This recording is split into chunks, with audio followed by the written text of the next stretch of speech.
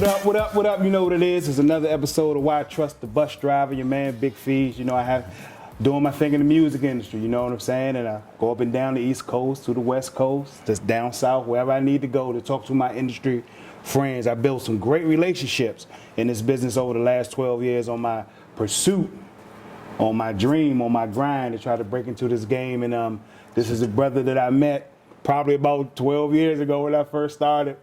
He is definitely, in my opinion, he's a legend in this business right now. He is one of them dudes that ushered in the neo soul sound. That gave us that Musiq Sol Child, Estelle. I'm talking about my man, the one and only Mama's Boys Entertainment, Mr. Mike McCarthy, aka MAck. What's up, brother? What's up, bro? How you been? Good, man. Good. I appreciate you sitting down with me, man. Yeah, thanks for having me. This means a lot to me, bro. That's I appreciate it. Likewise. So I wanted to get right into it, man. I want you to talk to the people and let them know, you know, because I'm still on my grind. You know, had my artists, had 7 artists. I've been fired 7 times. But it's all good. I'm still on the grind, you know what I mean? So I was like, man, let me just go out and talk to some of the people that I built relationships with, man, and to get their advice on, you know, am I on pace? So I want you to let the people know, man, what inspired you to get into it? Like, was it a song? That's interesting, man. It definitely was the music. You know, when I wanted to get into this, so I'm from Baltimore, Maryland originally. We're in Philadelphia now, so I've been living here for like the past 20-something years. But when I was in Maryland, in Baltimore, and growing up, and I also did a little bit of time in Fayetteville too. I lived down there for about 4 years, Fayetteville, North Carolina. But for me, it was just like hip hop. When I first heard like the first record, I'm trying to think. I mean, early on, it probably was like Planet Rock, like Africa Bambaataa and the Soul Sonic Force, and that kind of vibe. And I started breakdancing and popping and locking. And then fast forward, we started a breakdance group, me and Mad Skills from VA. Oh, yeah. Me Shout and out Skills. Skills, what up? Yeah, so the two of us started a breakdance group while we were in North Carolina. And then I moved back to Baltimore and started a rap group. And during that time, it probably was like Run DMC, you know, like Run DMC, Big Daddy Kane, a lot of those early 80s MCs, and just hearing the music, man, and loving the culture just made me say, man, I want to get in. So first I wanted to get in as an artist, so we started like a rap group, me and one of my best friends, Neil, my cousin Scott, and my brother Jerome Brooks. He had a record store in Baltimore too, but he's an actor out in Hollywood now. But all 4 of us started a group, and we would do local shows and get out there and network and meet people. And one of our probably biggest accomplishments was we were like the first rap group to ever win on the Apollo Amateur Night. Oh, yeah. Yes, we used to take trips up to New York, man. And that kind of backstage, man, we were there, I think Jodeci was just starting. We met them the first night. They were singing Forever My Lady at the Apollo. Biz Markie was downstairs. Big Daddy Kane, all the people that, you know, I was like, man, and that just kind of gave me that bug, you know, like, I got to get in this thing. I got to figure this thing out. And then fast forward, I was in college at the DMV and University of Maryland. And while I was there, I started kind of like gravitating a little bit more towards the business side of things. I was like, you know what? What if, you know, my mother was like, if you can't make it as an artist, you need to get your education, and then maybe you could do something else. And I was like, yeah, you know what? That's probably a good idea, just in case. You know what I mean? Right. So while I was down in Maryland, I got an internship for one of the distribution companies, Polygram Distribution, which later merged with Universal. And then that kind of started me working as an intern. And that just like motivated me, man. That gave me that fire there, like just seeing the business side of it, and that excited me. So that was your first opportunity, Polygram? Polygram. Yeah. That was my first like business opportunity. Yeah. What was that like? What was that like when you were in there? Well, so when I was in college, they had a career fair on campus at University of Maryland, and I went to that career fair, and I applied for a job at Kent Mill, which was the record stores in the DMV at the time. And I got that job, but then I also interviewed for a college rep position at Polygram. So I went to both interviews, and when I went to Polygram, they said we had somebody that was interning before you, and I was like, okay, what's that? And they were like, yeah, well, he's been here already, so we're gonna promote him. And then he didn't want to stay. He was like, you know what, I really don't want the job after he got started. So I was interning for him, and he just said, I'm out. And he left, and then I got the job after that. Okay. Yeah, so then that. Shout out to him. Shout out to him. That's my man. He was good. Yeah. He was good, but he just was like he was moving out of the town or something like that. He was leaving Howard at the time, and he was like, I need something else. So cool. So that left me a spot. And then when I started, I think Kevin Lyles was leaving the Mid-Atlantic going to be the president at Def Jam. And he was like on his way out, he's like, you do your job, I'll come and get you. You know what I mean? We'll figure it out. It's like, psh. So, you know, I'm gonna do my job, you know? Yeah. And so that's how they did. And I wound up going to Def Jam a couple years later after that. Okay. So what was the grind like? Because a lot of these people out here, they don't understand, you know, they think they built for this. Right. You know, like I said, I've been doing it now for 12 and a half years. And, you know, you have to be mentally prepared for the failures. You have to be mentally prepared to take losses. Right. And you have to be mentally prepared for the emotional roller coaster that you're going to go on. So the grind within itself, you got to be willing to sacrifice. You got to be willing to take chances and take risks that nobody else would take. Yeah. You know what I mean? So tell them, like, what was your grind like from your Def Jam, like, when you was like, oh. Man, no sleep. Yeah. It was like no sleep, man.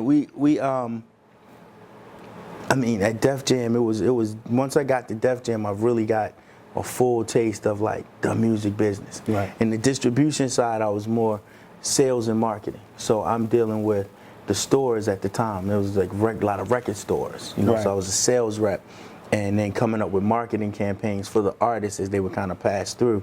But when I worked at Def Jam, I did radio promotion for the Northeast, and at that time I was able to kind of more so see how you know, work closely with an artist and breaking records, you know, trying to figure out how to get records played on the radio, because in that time, like late 90s, early 2000, there was a lot of resistance to like rap at the radio station, and you probably know some of that, you know what I'm saying? And so Def Jam was a rap label. That is what we had. I would be the one rep in the building with like a bag full of rap records, like no R&B at that time, really, you know? And then eventually Def Soul came along and introduced some R&B acts, but before that it was just hardcore rap, you know, hip hop. And so that was what it was, and our job was to get it played. So we were just grinding every day, every night to prove to people like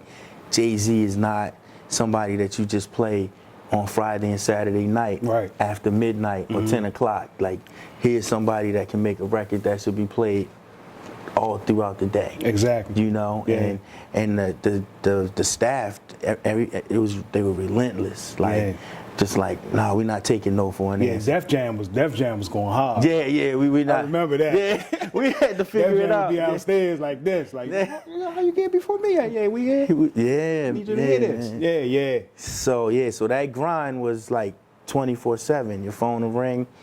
You're going from city to city. You have tons of artists you're responsible for managing. If we couldn't get it on the radio, then we got to go to the club. We got to get it in the club. We got to figure out how to get it in the streets and make everything else activate so that station in the market would activate. So when you were at Def Jam, you were the opportunity came for you through Kevin Lyles. Through Kevin Lyles. What is Kevin Lyles to you? Mentor. Big brother. You know what I'm saying? Constantly like been in my career, you know, from like even in Baltimore when he was in the Newmarks. As a kid, I saw him putting out his own records at the record store. He may or may not remember that, but I asked him like, how'd y'all do that? And he's like, I just pressed it up. You know what I mean? Go to disc makers and sell it. And I was like, man, I tried that. It did okay. You know what I mean? I put some records on consignment and tried that.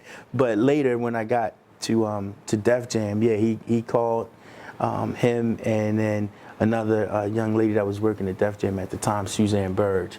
They called me together because she was dealing with all the sales reps at Universal at the time, which I was one of the reps, and they wanted to bring some of the sales reps from Universal that could also go out and promote the records and understood the culture. So it was like we were like able to go into the streets, promote the records there, but also understood how the distribution company worked and the sales department.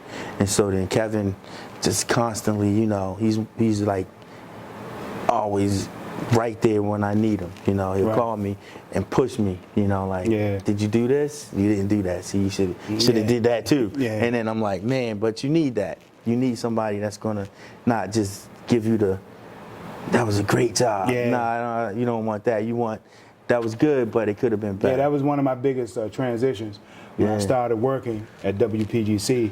It was just, I came into a winning situation, so I didn't know how to lose. Who was there at the time? Jay Stevens and Reggie Rouse. There you go. So I come from up under that tutelage.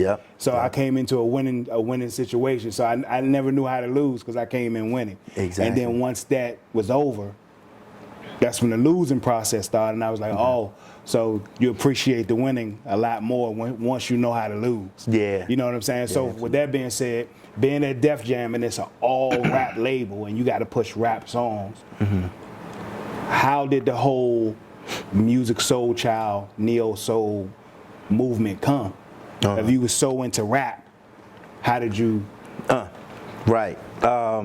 So while I was here in Philly working records, because I was based out of Philly, working the Northeast market, I met my business partner Jerome Hips at the time. Jay Hips, he's from the DMV too. So the two of us like connected, and we would throw parties locally in the market, and then outside of the parties, we would go out and we had artists we were working with.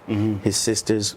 Aries, they were one of the groups that we were working with, and then he had a producer, Carvin Hagens, that was down at Jazzy Jeff's studio, A Touch of Jazz, and we connected with him, and then he met music through one of his roommates at the time, and then we listened to like a raw demo of him singing on a videotape, and we're like, man, let's try to see what's going on. We knew he had some talent, but it was just really like a diamond in the rough type of thing. And so the two of us kind of connected, and we started developing the demo down at Jazzy Jeff's studio, A Touch of Jazz, with Carvin, Ivan, Dre, Vidal, Keith, and Darren. And they helped put together like all the music. And then once the demo was finished, I was at Def Jam at the time, and just so happened I played that for Kevin Lyles. Oh, wow. And the demo was done, so when I played him the first record, it was just friends. It was just me and him in the room early in the morning before the day started, and I said, man, you should check this out real quick.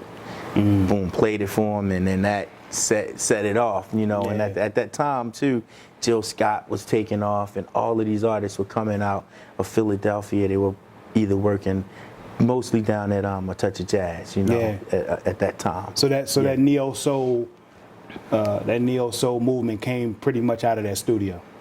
A lot of those artists came through that production team. There was also James Poyser and Axis Music Group. They were working with like D'Angelo and Erykah Badu, and then there's obviously the Roots too. So it's like a couple of different entities in the city kind of happening all at the same time, producing R&B and soul. And there's a combination of just great musicians that are from Philadelphia.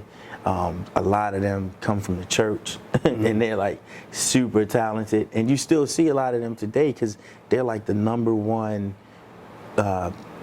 individuals that people put on tour.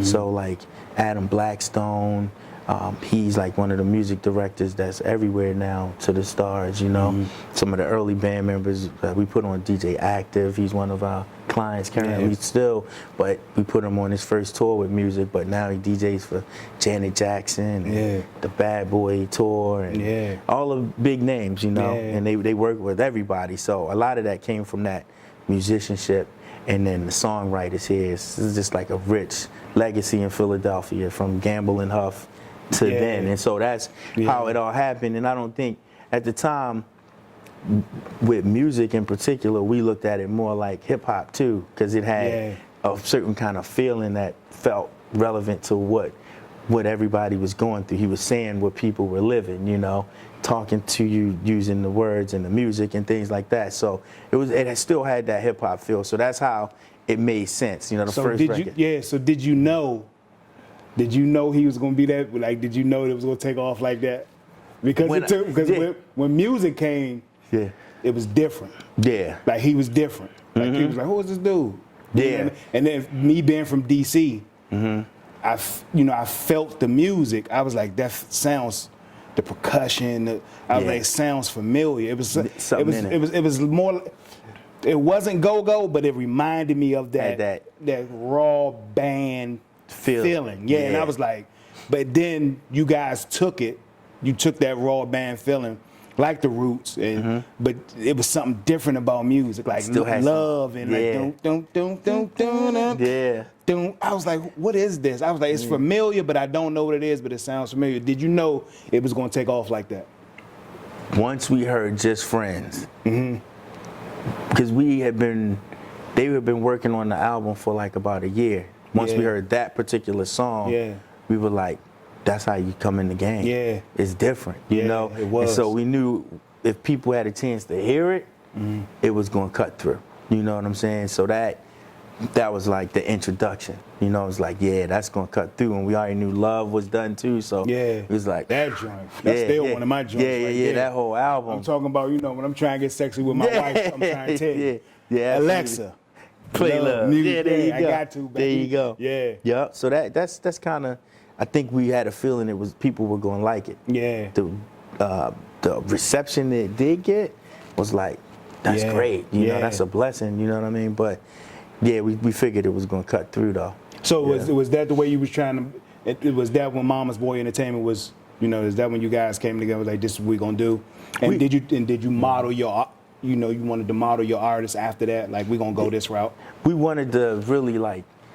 Yeah, I think we had the idea for the company already, before it even was a thing, you know. And so then, from there, we just knew the type of sound we wanted to put out. And so even like after music with the producers in the production camp, we just continuously put music together for artists. And then, you know, they worked with the producers in the camp, worked with Joe. They produced Ride With You, Joe and the G Unit. Faith Evans did a bunch of music for her. Jaheim, I worked with Miguel early on, Chris Brown. So it just kind of kept going, you know, like music after that was just really the sound. We was like, when you come here, we'll give you a certain sound.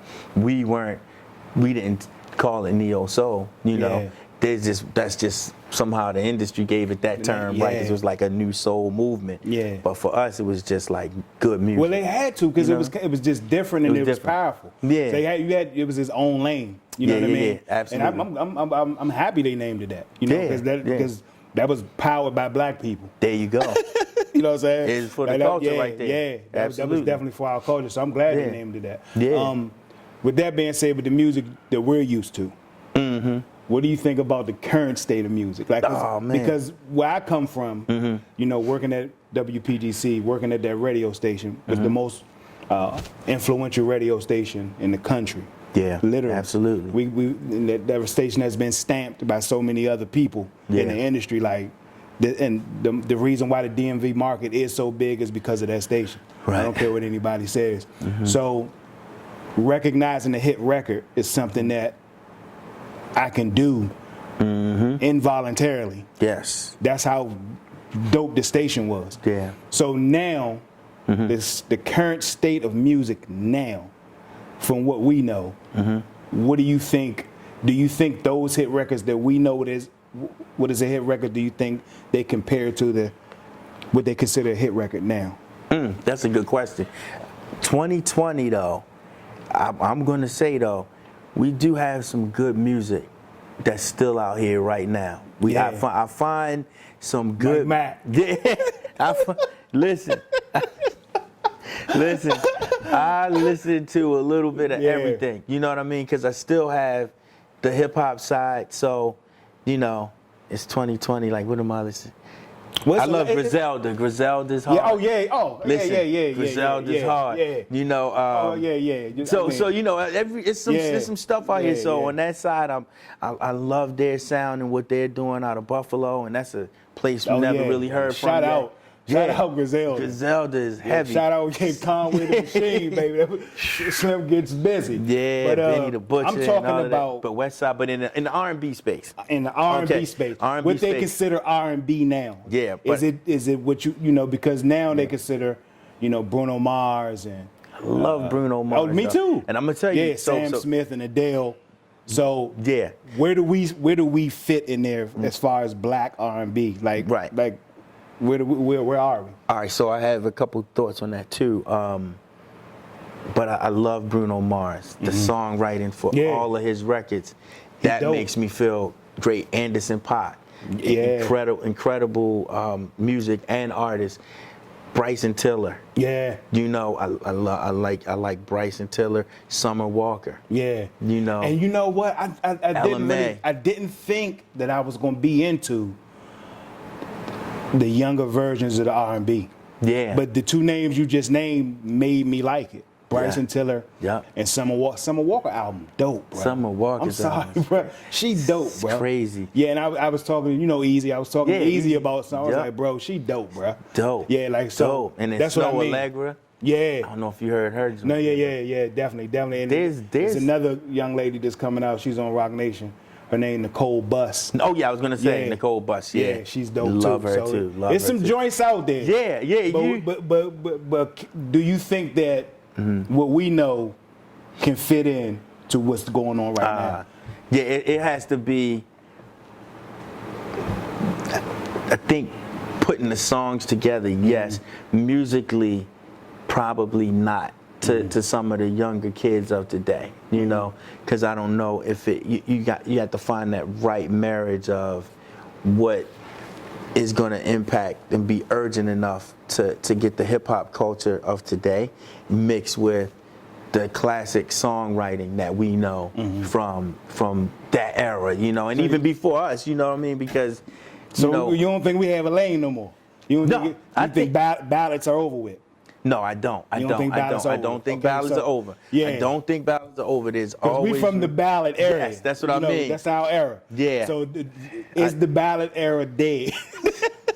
Listen, the ballad era is not dead. Okay. Right, it's not dead. It's hope. It's hope. It's hope for the ballad era. It's hope for the ballad era and the mids and all that good stuff. It just has to have a certain kind of feel to it to connect, because now, radio may not be the place that's going to break it first, right? So then it's got to go through the DSPs and it has to stream, and then shout out to like Majima and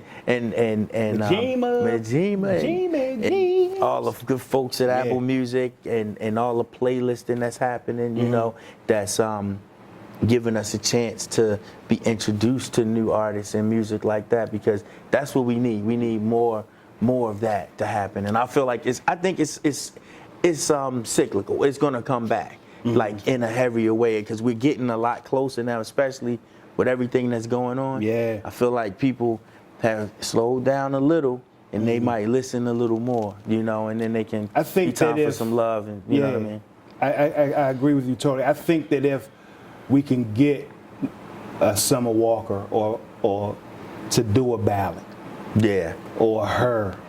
I like her too. That's another one. If somebody, if they can do a ballad, I think they can bring it back. Yeah. I mean, that's just it. So as far as that, I feel good about the state of music and where we are though. We're in a great space culturally. You know what I mean? Okay. And I think the music and the people that are putting together the songs of the day, they're stepping it up. The only thing that I think is it's something that we probably have to look at is, with everything being independent now. I was going to get into that. Was going to be my next question. Yeah. With everything being independent, it's a little more difficult to break an R&B artist independently, because there's not as many places for their music to live that really get supported, unless they have that major support and backing. And there's not. I think a lot of the artists too in the R&B space, they have benefited from like some of the funding to develop them. It takes longer for an R&B artist to say put out music at the same rate as a rap artist would. Yeah. A developing independent rap artist, man, they'll put out like 4 mixtapes, Yeah. maybe like 2 in the same month, and it's just like nonstop. Whereas on the R&B side, most artists it takes a little longer because you have to get the producers and maybe the writers and then the vocalists and the musicians. So the whole piece of it may take longer to put together. You know. So I just don't know if we'll have. You know, I was talking about this the other day. Like, would there ever be like another Michael Jackson or like a Prince or you know a Whitney Houston? You know, like that caliber artist. Yeah, on that level, they're gonna need some support too. You know, they can do a lot. I think you can do a lot more alone, and I think that's gonna be what we're gonna see because artists are independent, you know, and figuring it out now, and that's great. I think that's great. So they're creating like generational wealth. They're learning a business. So that part is exciting. But it's like being able to achieve it on that higher level. You know. That the world could know what you're doing and singing, because there's a lot of great artists that go unheard. Yeah, like Bishop. Bishop still got some joints. Yeah, he got some joints. He still got some joints. Them joints, I think them joints can live today. They were ahead of their time. Bishop got some joints. So right now, you know, the current your current artist that you're managing now is Estelle. And then you got Brave. Shout out Brave. Out of Baltimore. Brave been on the Grizzly. Yeah, Brave been on the Grizzly for a while. How's everything going with Brave, man? How's everything going? She's good. She's dropping. I see she's dropping stuff. You know, she's staying active. She's staying active in the middle of the pandemic. So she's just signed to SRG ILS, which goes to Universal. Okay. So she has a project there. She's been doing a lot in the TV and television and film space as well. So she has a film coming out later this year on BET. That's coming up, and she did a movie on Netflix last year. That did really well. So. She's doing well though. She's doing well. She's been staying busy. Okay. Yeah. What's next for you? What you trying to do? Because you always got something. You always got something ready. You always doing something. Now you always doing something big. You know what I'm saying? You don't have to share it. But I'm just saying. You know what I mean? No. I think next for us is giving back too. You know, so we've incorporated that. So the current roster that we're working with, and we partner with Kevin Lyles on the management side too early on, and we had done a lot of artists together that we managed throughout that time, and where he was more focused on KWL, but now it's 300. But Ivan Barrios, he's been working real closely with them to develop Phony People. That's a band out in New York. They've been actually recording right here in this studio when they come to Philadelphia, but really, really dope. They excite me. Their music's incredible. Crystal Oliver is one of our songwriters, and she's worked with a lot of people in the business, from Puff to Justin Timberlake, across the board. So she's working on something too as well, independently, but she has a lot of great music. I just think over time people hear it'll be great. Active as the DJ, working to just continue to develop him and build his brand. He's doing a lot of great things, touring with a lot of different people, like I said earlier. And Estelle, you know, excited. We just launched her new show on Apple Music that airs like Monday through Friday at 11 to 1 Eastern, and she's got a lot of things in the works too on the media side and music side. So those things there, and then on the give back side, we've been in education for a little bit too, you know, for a minute, for like at least like 2012.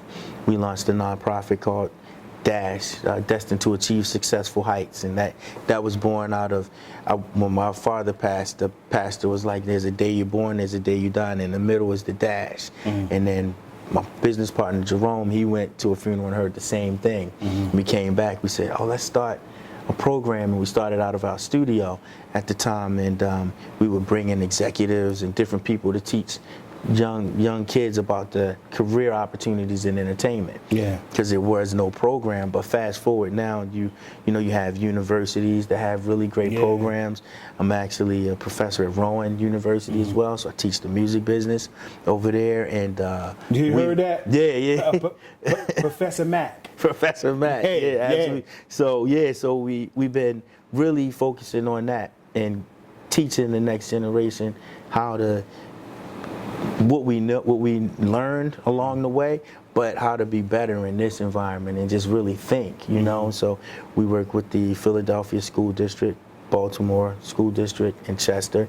I have a partnership with the Recording Academy, and helping raise money to get student scholarships and help them further their education after high school and get into like whatever it is they want to do, you know, but teaching them about the business and helping them be leaders through something they're interested in, which is most of the time entertainment. Okay, so with so many things on your plate, do you want to be back at the top of the music industry? Do you want to be back at, or you just like, you know, if it happens, it happens. But I got so much. Do you want a Grammy? Do you want these things? Are these? Listen, always you want that. Yeah. Kind of. That's part of the grind, right? If we weren't trying to get those types of things, I don't personally want one. Whatever wins, like that.